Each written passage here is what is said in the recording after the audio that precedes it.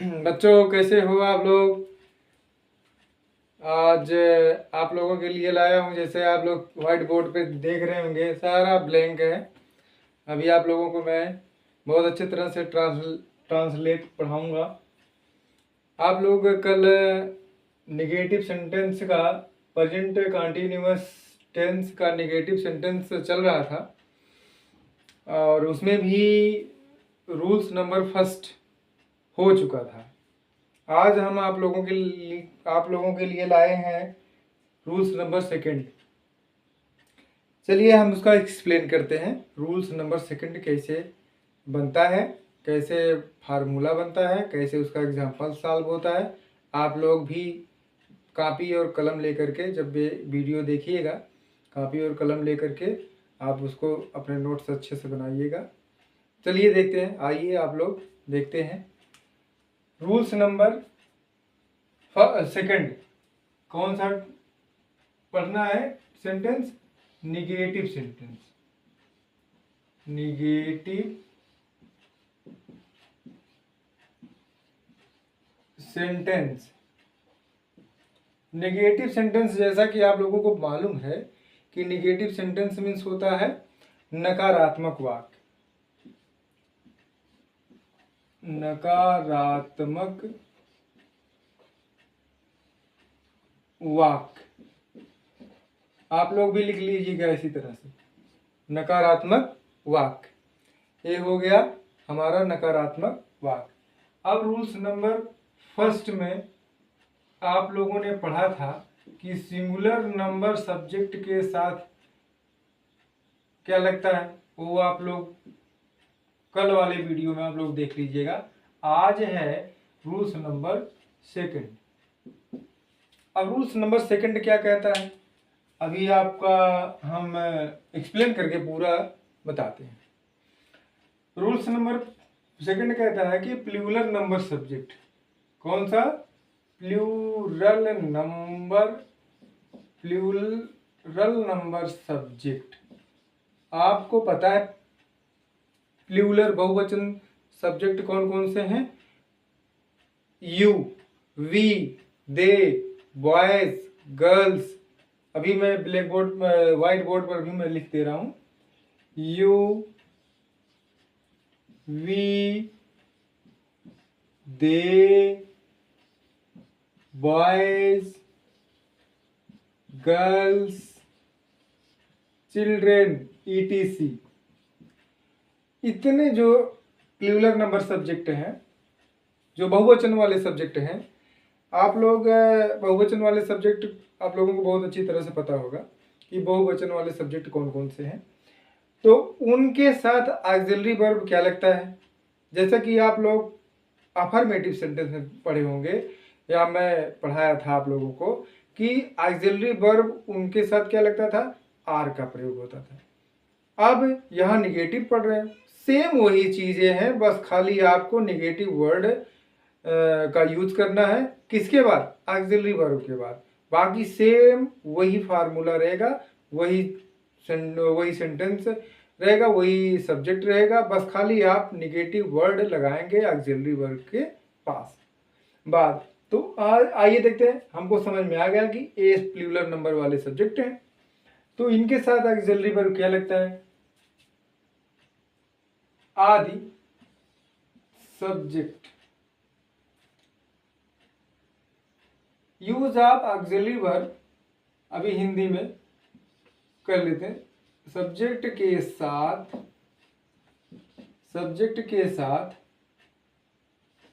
Auxiliary verb या helping verb, auxiliary verb भी कह सकते हैं और हेल्पिंग वर्ब भी कह सकते हैं। क्या प्रयोग होता है? आर का प्रयोग होता है। ऑक्सिलरी वर्ब आर के बाद निगेटिव वर्ड नॉट का प्रयोग करते हुए वर्ब के फर्स्ट फॉर्म में वर्ब के फर्स्ट फॉर्म में आईएनजी जोड़कर अंत में ऑब्जेक्ट का प्रयोग करते हैं। अंत में ऑब्जेक्ट का प्रयोग करते हैं। आप इसको जरा समझिएगा कि ये कह क्या रहा है। आप इसको समझिएगा कि कह क्या रहा है, कि ये आपका यही आपको बता रहा है कि प्लूरल नंबर सब्जेक्ट, कौन सा subject? Plural number subject, you, we, they, boys, आप लोग देख रहे होंगे, गर्ल्स, ईटीसी, इन सब्जेक्ट के साथ ऑक्सिलरी वर्ब आर का प्रयोग होता है। आर के बाद नॉट का प्रयोग करते हुए वर्ब के फर्स्ट फॉर्म में आईएनजी जोड़कर अंत में ऑब्जेक्ट का प्रयोग करते हैं। ये हमारा हो गया स्ट्रक्चर, ये हमारा हो गया एक्सप्लेन। अभी हम इसी के आधार पर क्या बनाते हैं? फार्मूला बनाते हैं। आप लोग कॉपी और कलम लेकर के जरूर बैठिएगा, क्योंकि ये इतना अच्छा क्लास आप लोगों को मिलने वाला है। अब मैं क्या कहूँ, इतने सिंपल वर्ड में, इतने सरलतम रूप में 6 से 12 तक के जितने भी बच्चे हैं, आप लोग कॉपी और कलम लेकर के बैठिएगा, अपना अच्छे से नोट्स बनाइएगा। और यही ट्रांसलेशन आपका एक्टिव, पैसिव और डायरेक्ट इनडायरेक्ट का रीड है। यदि आज आपने ये अच्छी तरह से इसको बैकअप कर लिया, अच्छी तरह से पढ़ लिया, तो आने वाले एक्टिव पैसिव में आपको कहीं दिक्कत नहीं होने वाला है, और डायरेक्ट इनडायरेक्ट में भी कहीं प्रॉब्लम नहीं होने वाला है। इसलिए मैं आप लोगों से बार बार कह रहा हूँ, आप लोग जरूर इसको लिखिएगा। चलिए इसका हम फार्मूला इसी के आधार बनाते हैं। फार्मूला क्या?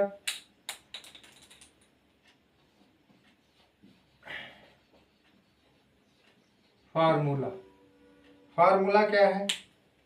फार्मूला आप लोगों को दिखाई दे रहा होगा कि फार्मूला इसी के आधार पर बनना है। पीएन बराबर क्या होता है? पीएन बराबर सब्जेक्ट, सब्जेक्ट जैसे प्लूरल नंबर। कौन से प्लूरल नंबर के सब्जेक्ट है? ए, यू, वी, दे, जो आपके व्हाइट बोर्ड पर लिखा गया है।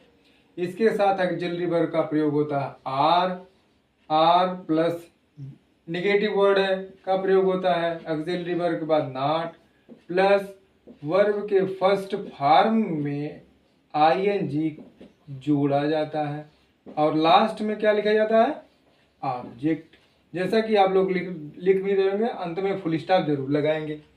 फुल स्टॉप क्यों लगाएंगे? क्योंकि फुल स्टॉप ग्रामेटिकल पोर्शन से करेक्ट माना जाता है। क्योंकि जैसे आप हिंदी में पूर्ण विराम लगाते हैं, तो यहाँ पर इंग्लिश में हम फुल स्टॉप लगाते हैं, इसलिए इसको आप लोग जरूर लगाइएगा। ठीक है, हमारा एग्जाम्पल फार्मूला कैसे बन गया? सब्जेक्ट, कौन से सब्जेक्ट? प्लूरल नंबर वाले सब्जेक्ट के साथ ऑक्सिलरी वर्ब आर का प्रयोग होता है। सब्जेक्ट प्लस आर के बाद नॉट का प्रयोग होता है। आर के बाद क्या आपको दिख रहा है? नॉट का प्रयोग किया गया है। फिर बता रहा है हमारा ये एग्जाम एक्सरसाइज और रूल्स बता रहा है कि आर के बाद नॉट का प्रयोग करते हुए वर्ब के फर्स्ट फॉर्म में आईएनजी जोड़ते हैं। वर्ब का फर्स्ट फॉर्म और आईएनजी, और लास्ट में हम क्या करते हैं? ऑब्जेक्ट का प्रयोग करते हैं। तो इस तरह से हमारा क्या बन गया? ये फार्मूला बन गया। ये पूरी तरह से फार्मूला बन गया। आप लोग देखिएगा बड़े अच्छे से, और इसको आप लोग करिएगा। तो मैं आशा करता हूँ कि आप लोग लिख भी रहे होंगे। अभी हम एग्जाम्पल पर चलते हैं।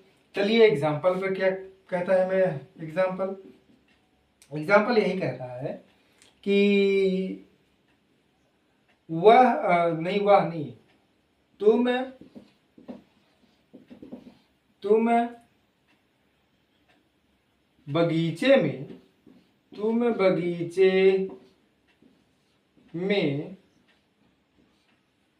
तुम बगीचे में आम नहीं तोड़ रहे हो,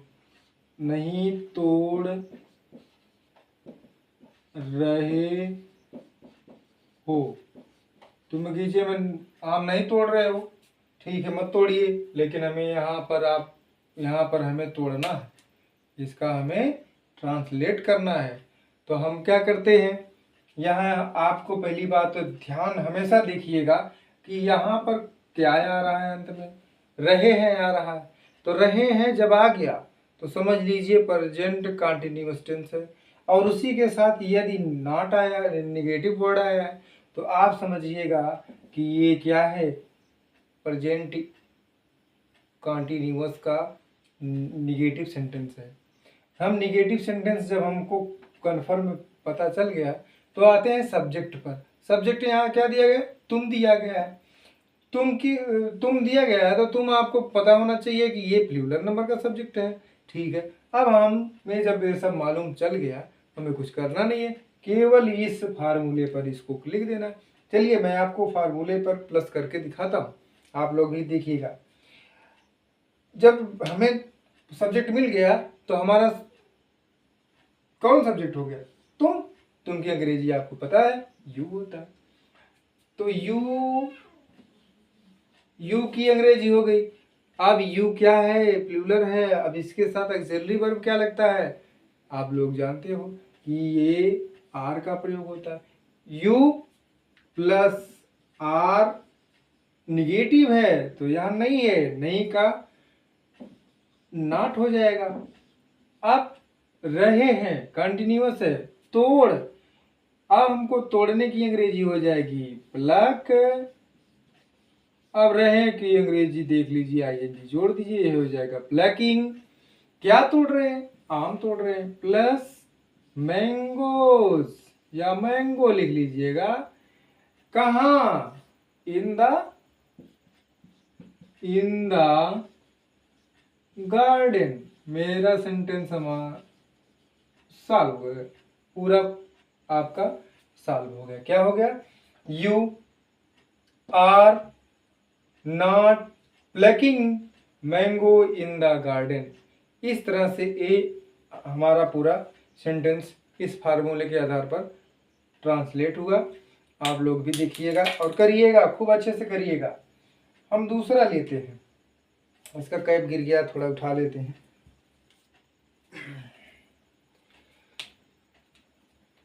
अब दूसरा क्या, हम प्लूरल का लेते हैं। हम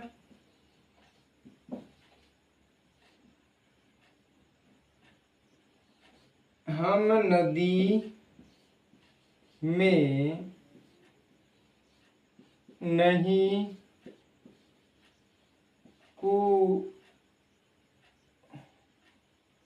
कूद रहे हैं। हम नदी में नहीं कूद रहे, मत कूदो भाई, नदी में कौन कह रहा कूदने के लिए। अभी देखिए इसका हम क्या करते हैं, यहाँ भी मेरा ये सब्जेक्ट है प्लूरल नंबर में, यहाँ रहे हैं आ रहा है, यहाँ निगेटिव आ रहा है, तो इसका मतलब हो गया प्रेजेंट कंटिन्यूअस का निगेटिव सेंटेंस। तो हमें कुछ करना नहीं है, बहुत आसानी से इसको सॉल्व करना है। हम की अंग्रेजी आपको पता है वी हो जाएगा, आर नॉट,